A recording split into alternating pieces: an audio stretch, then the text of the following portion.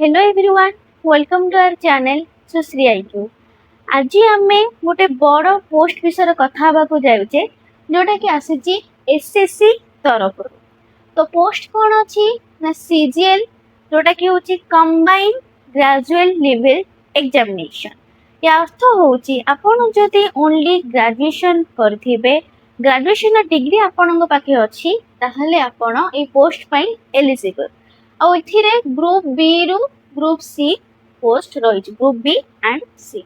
Okay, तो देखिए post आमर बहुत बड़ रही कहीं ना आमर पोस्ट रही 12,256 पोस्ट रही जोटा कि कौन ना ऑल इंडिया रे रही। आपण इंडिया रो किछि भी लोकेशन रे थिले आपण अप्लाई करि परिबे। ओके, तापर देखिबा अप्लाई रो डेट। तो अप्लाई डेट देखंतु आपनकर स्टार्ट हबा केबे ना 21 मे। तो 21 मे रु अप्लाई डेट स्टार्ट हे सारिची। लास्ट डेट रहबो 22 जून। तो जून 22 पर्यंत तर लास्ट डेट रही। 21 मे रु अप्लाई स्टार्ट रहउची तो 22 जून राति 12टा भितरे आपण अप्लाई करि पारे। 21 मे रु नेकी 22 जून राति 12टा भितरे। तापर देखिबा हमें सैलरी। तो सैलरी बहुत ही भल रही कारण स्टार्टिंग ही सैलरी रही 65,000 रु नेकी 90,000 प्लस माने पाखापाखि लक्षे।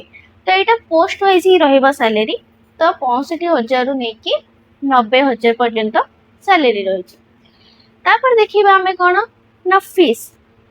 तो देखो फीस बहुत ही कम रही कारण जदि आपनकर जेनराल ओबीसी ईडब्ल्यूएस कैटेगरी आपण बिलोंग करछंती ताले आपनकर मात्र 100 टंका होची फीस। ताठू अधिका दबार ही नहीं, मात्र 100 टंका होची तार फीस।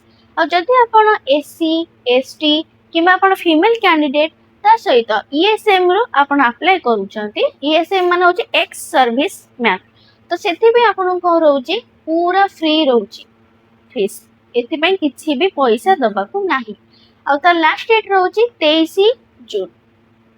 तो आपण 21 मे रु नेकी 22 जून जाए अप्लाई करि परिबे। आपण जदि चाहिए तो गोटे पर दिन माने 23 जून रे भी आपण फी पेमेंट करि परिबे। ओके, तो ए से भी फैसिलिटीज भी रहउची।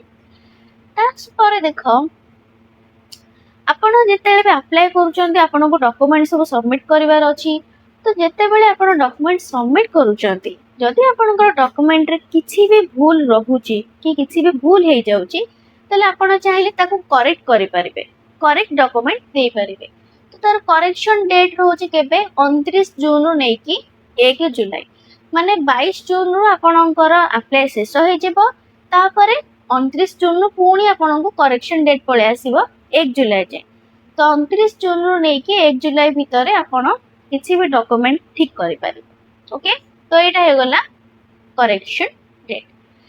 तापर हम कोन करिबा तार एग्जामिनेशन। एग्जाम को पैटर्न हो साधारणतः आपनकर तीनटा लेवल एग्जाम हेताय। फर्स्ट हो टायर 1 एग्जाम, तापर टायर 2, तापर होची डॉक्यूमेंट वेरिफिकेशन। तो टायर 1 जोटा हबा सेटा आपनकर अगस्त किबा सितंबर मासरे हेई पारे। तार तो एबे नोटिस आसीनी।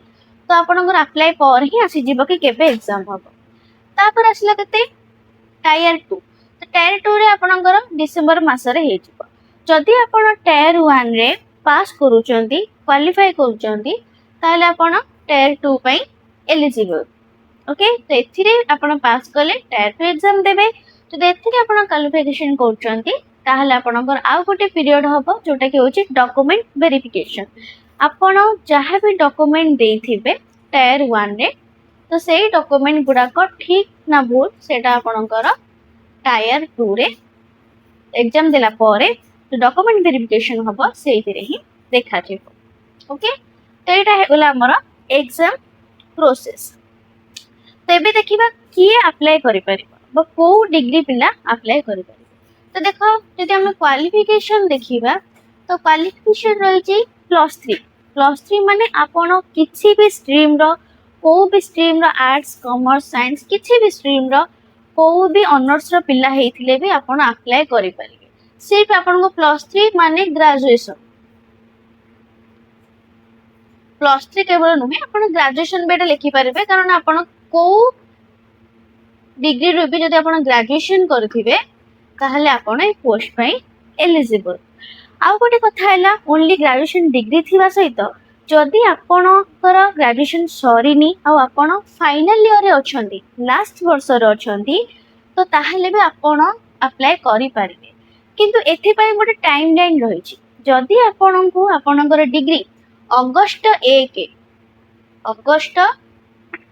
1 पूर्व मिल जाउछि आपणको डिग्री बा सर्टिफिकेट ताहले आपण या पई अप्लाई करि पारिबे। ओके तो अगस्त 1 भितर ही आपणकर सर्टिफिकेट रे डेट मेंशन थिबा दरकार।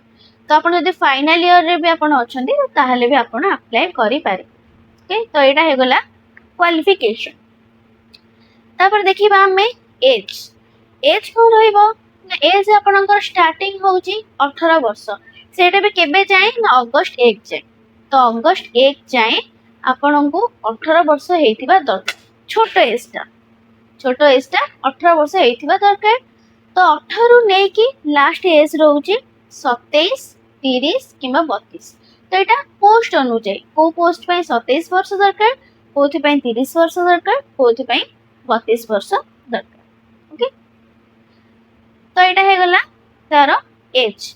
तो एथिपाई किछि रिलैक्सेशन भी रहउची जदि आपणकर ओबीसी कास्ट हेथिबो ओबीसी कास्ट ताहले आपणकर 3 वर्ष रहइबो रिलैक्सेशन। जदि आपणकर एससी एसटी हेथिबो ताहले आपणको रहइबो केते ना 5 वर्ष रिलैक्सेशन एज रहउची। माने जदि आपण ओबीसी हेथिबे ताहले जदि 32 वर्ष रो पोस्ट पे अप्लाई करचंती ताहले आपण 35 वर्ष हेथिले भी आपणको अप्लाई करि पारे कारण 3 वर्ष रिलैक्सेशन रोज। आ जदि एससी एसटी हेथिबे ताहले 37 वर्ष भितर अप्लाई करि पारे। तो एटा थिला तार एज। तो एबे हे गला एबे देखिबा हमें टायर 1 एग्जाम केमति हो। देखो जो टायर 1 हबो जोटा के फर्स्ट एग्जाम रहिची सेटा आपणकर 100 क्वेश्चन आसीबो 100 टा क्वेश्चन 200 मार्क माने गोटे क्वेश्चन को 2 मार्क।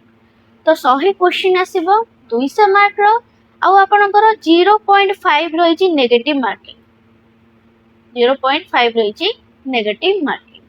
तो एटा हे गला तार एग्जामिनेशंस। अच्छा एग्जाम रे कोन पडिबो देखो टायर 1 रे आपणकर जो टायर 1 अछि एथिरे मात्र आपणकर 4टा विषय रे एग्जाम हो। तो फर्स्ट हला कोन मैथ तापर असला जीके जीएस। ओके फर्स्ट हला मैथ तापर असला जीके जीएस रीजनिंग आउ इंग्लिश। तो एतिके 4टा चैप्टर रो ही आपण पाखु क्वेश्चन आसीबो। ओके तो एटा थिला हमर एसएससी सीजीएल 2026 रो पोस्ट विषय रे।